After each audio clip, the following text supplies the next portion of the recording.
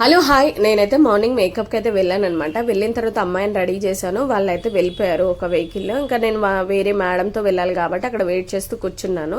Mostly నేను ఇంకా luggage అంతా సర్ది పెట్టేసుకున్నాను. నా కోసం వాళ్ళు టిఫిన్ కూడా తెప్పించారు. కాకపోతే మనకి టైం సరిపోలేదు. మనం తినుకుంటా కూర్చుంటే వాళ్ళని వాళ్ళు రెడీ చేస్తారు. బట్ కాకపోతే ఫుడ్ ఇంపార్టెంట్ కాదు, రెడీ కూడా చేయడం ఇంపార్టెంట్. వాళ్ళు నన్ను తినమన్నారు, నీకు ఎనర్జీ కావాలి కదా అన్నారు.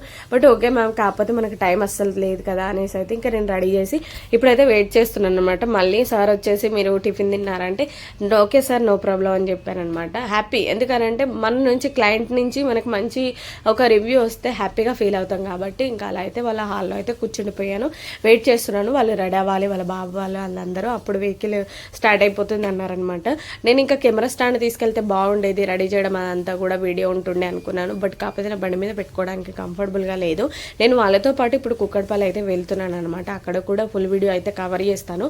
బట్ నా వీడియో నచ్చితే లైక్ చేసి సబ్స్క్రైబ్ చేయండి. మీకు ఏమైనా టిప్స్ అంటే బ్యూటీ సంబంధించి టిప్స్ ఏమైనా అడగాలంటే కామెంట్ సెక్షన్లో కామెంట్ చేయండి.